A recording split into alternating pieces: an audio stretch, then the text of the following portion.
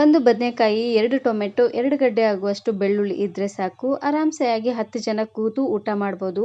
ಅಷ್ಟು ರುಚಿಯಾಗಿರುವಂತಹ ಒಂದು ರೆಸಿಪಿನ ಯಾವ ರೀತಿಯಾಗಿ ಮಾಡೋದು ಅಂತ ನೋಡೋಣ. ಈ ರೆಸಿಪಿ ಮಾಡಲಿಕ್ಕೆ ಜಾಸ್ತಿ ಹೊತ್ತೆಲ್ಲ ಟೈಮ್ ಹಿಡಿಸೋದಿಲ್ಲ. ಒಂದು 10ರಿಂದ 15 ನಿಮಿಷ ಇದ್ದರೆ ಸಾಕು, ಬೇಗನೆ ಮಾಡ್ಕೊಂಡ್ಬಿಡ್ಬೋದು.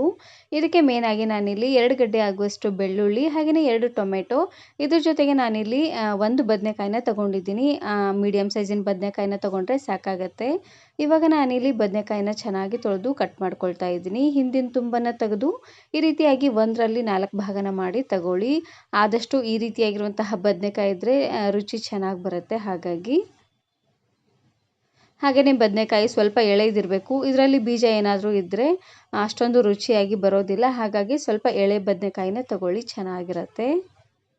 ಬದನೆಕಾಯಿನ ಬಳಸಿ ಅದೇ ಎಣ್ಣೆ ಬದನೆಕಾಯಿ ಹಾಗೆಯೇ ಓಳು ಬದನೆಕಾಯಿನ ಮಾಡಿ ತಿಂದು ಬೇಜಾರಾಗಿದ್ದರೆ ಒಂದು ಸಾರ್ತಿ ಈ ರೆಸಿಪಿನ ಮಾಡ್ಕೊಳ್ಳಿ, ತುಂಬಾ ಚೆನ್ನಾಗಿರುತ್ತೆ. ಬದನೆಕಾಯಿನ ಕಟ್ ಮಾಡ್ಕೊಂಡಿದ್ದಾದಮೇಲೆ ಇವಾಗ ನಾನಿಲ್ಲಿ ಟೊಮೆಟೊನ ಕಟ್ ಮಾಡ್ಕೊಳ್ತಾ ಇದ್ದೀನಿ. ಟೊಮೆಟೊನ ಅಷ್ಟೇ ಚೆನ್ನಾಗಿ ತೊಳೆದು 1ರಲ್ಲಿ 2 ಭಾಗನ ಮಾಡಿದ್ರೆ ಸಾಕಾಗುತ್ತೆ. ನಾನಿಲ್ಲಿ ಮೀಡಿಯಮ್ ಸೈಜಲ್ಲಿರುವಂತಹ 2 ಟೊಮೆಟೊನ ತಗೊಂಡಿದ್ದೀನಿ. ದೊಡ್ಡ ಸೈಜಲ್ಲಿದ್ದರೆ ಒಂದೇ ಒಂದು ಟೊಮೆಟೊನ ಹಾಕ್ಕೊಂಡ್ರೆ ಸಾಕಾಗುತ್ತೆ. ಇವಾಗ ನಾನಿಲ್ಲಿ ಪ್ಯಾನ್ಗೆ ಸ್ವಲ್ಪ ಎಣ್ಣೆನ ಹಾಕ್ಕೊಳ್ತಾ ಇದ್ದೀನಿ. ಒಂದು 4-5 ಚಮಚ ಆಗುವಷ್ಟು ಎಣ್ಣೆನ ಹಾಕ್ಕೊಂಡು ಇವಾಗ ಬದನೆಕಾಯಿನ ಹುರ್ಕೊಳ್ತಾ ಇದ್ದೀನಿ. ಬದನೆಕಾಯಿನ ಉರಿನ ಪೂರ್ತಿಯಾಗಿ ಮೀಡಿಯಮ್ ಫ್ಲೇಮ್ನಲ್ಲೇ ಇಟ್ಟು ಚೆನ್ನಾಗಿ ಇದನ್ನು ಹುರ್ಕೊಂಡು ತಗೊಳ್ಬೇಕು. ಬದನೆಕಾಯಿ ಜೊತೆಗೆ ನಾನಿಲ್ಲಿ 2 ಗಡ್ಡೆ ಆಗುವಷ್ಟು ಬೆಳ್ಳುಳ್ಳಿನ ಸಿಪ್ಪೆ ಸಮೇತನೇ ಹಾಕ್ಕೊಂಡು ಹುರ್ಕೊಳ್ತಾ ಇದ್ದೀನಿ. ಇದು ಮೇಯ್ನಾಗಿ ಚೆನ್ನಾಗಿ ಹುರ್ಕೊಂಡು ತಗೊಳ್ಬೇಕು. ಎಲ್ಲ ಪದಾರ್ಥನೂ ಚೆನ್ನಾಗಿ ಹುರಿಯೋದ್ರಿಂದ ಟೇಸ್ಟ್ ತುಂಬಾ ಚೆನ್ನಾಗಿ ಬರುತ್ತೆ. ಇದನ್ನು ಮತ್ತೆ ಕುದಿಸೋದೇನೂ ಇಲ್ಲ ನೋಡಿ, ಹಾಗಾಗಿ ಚೆನ್ನಾಗಿ ಇದನ್ನು ಹುರ್ಕೊಂಡು ತಗೊಳ್ಬೇಕು. ನೋಡಿ, ಇದೇ ರೀತಿಯಾಗಿ 2 ಸೈಡು ಚೆನ್ನಾಗಿ ಹೊಳಿಸ್ಕೊಳ್ತಾನೆ ಫ್ರೈ ಮಾಡ್ಕೊಂಡು ತಗೊಳ್ಳಿ. ಬದನೆಕಾಯಿ ಪೂರ್ತಿ ದಪ್ಪದಾಗಿದ್ದರೆ 1ರಲ್ಲಿ 6 ಅಥವಾ 7 ಭಾಗನ ಮಾಡಿಕೊಂಡು ಹುರ್ಕೊಳ್ಳಿ, ಚೆನ್ನಾಗಿ ಬೇಯುತ್ತೆ. ನೋಡಿ, ಈ ರೀತಿಯಾಗಿ ಸ್ವಲ್ಪ ಇದು ಚೆನ್ನಾಗಿ ಬೆಂದಾದಮೇಲೆ ಇವಾಗ ನಾನಿಲ್ಲಿ ಒಂದು ಪ್ಲೇಟಿಗೆ ಎತ್ತಿಟ್ಕೊಳ್ತಾ ಇದ್ದೀನಿ. ನೋಡಿ, ಈ ರೀತಿಯಾಗಿ ಚೆನ್ನಾಗಿದು ಕೆಂಪಾಗಬೇಕು. ಬದನೆಕಾಯಿ ಫ್ರೈ ಮಾಡಲಿಕ್ಕೆ ಜಾಸ್ತಿ ಹೊತ್ತೇನು ಟೈಮ್ ಹಿಡಿಸೋದಿಲ್ಲ, ಬೇಗನೆ ಫ್ರೈ ಆಗೋಗ್ಬಿಡುತ್ತೆ. ಇವಾಗ ನಾನಿಲ್ಲಿ ಇನ್ನೊಂದು ಅಗಲವಾಗಿರುವಂತಹ ಪ್ಲೇಟಿಗೆ ಎತ್ತಿಟ್ಕೊಂಡು ಆರಿಟ್ಕೊಳ್ತಾ ಇದ್ದೀನಿ. ಇದೆಲ್ಲವೂ ಪೂರ್ತಿಯಾಗಿ ತಣ್ಣಗಾಗೋವರೆಗೂ ಹಾಗೆ ಇದನ್ನು ಬಿಟ್ಬಿಡಬೇಕು.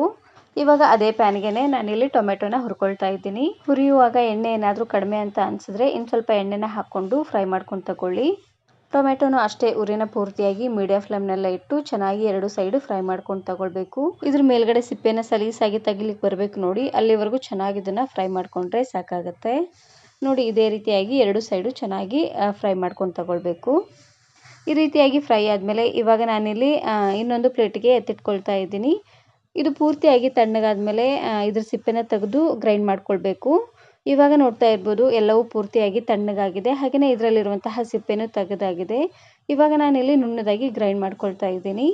ಇವಾಗ ಅದೇ ಪ್ಯಾನ್ಗೆ ಇನ್ನು ಸ್ವಲ್ಪ ಎಣ್ಣೆನ ಹಾಕ್ಕೊಂಡು ಅರ್ಧ ಸ್ಪೂನ್ ಆಗುವಷ್ಟು ಜೀರಿಗೆ ಸಾಸಿವೆನ ಹಾಕ್ಕೊಳ್ತಾ ಇದ್ದೀನಿ. ಹಾಗೆಯೇ 1 ಗರಿ ಆಗುವಷ್ಟು ಕರಿಬೇವು ಸೊಪ್ಪನ್ನು ಹಾಕ್ಕೊಂಡು ಜೀರಿಗೆ ಸಾಸಿವೆ ಎಲ್ಲ ಚೆನ್ನಾಗಿ ಸಿಡಿಯೋವರೆಗೂ ಹಾಗೆ ಇದನ್ನು ಫ್ರೈ ಮಾಡ್ಕೊಂಡು ತಗೊಳ್ಬೇಕು. ಅದಾದಮೇಲೆ ಇವಾಗ ನಾನಿಲ್ಲಿ ಮೀಡಿಯಮ್ ಸೈಜಿನ 1 ಈರುಳ್ಳಿನ ಈ ರೀತಿಯಾಗಿ ಉದ್ದವಾಗಿ ತೆಳ್ಳದಾಗಿ ಕಟ್ ಮಾಡಿಕೊಂಡು ಫ್ರೈ ಮಾಡ್ಕೊಳ್ತಾ ಇದ್ದೀನಿ.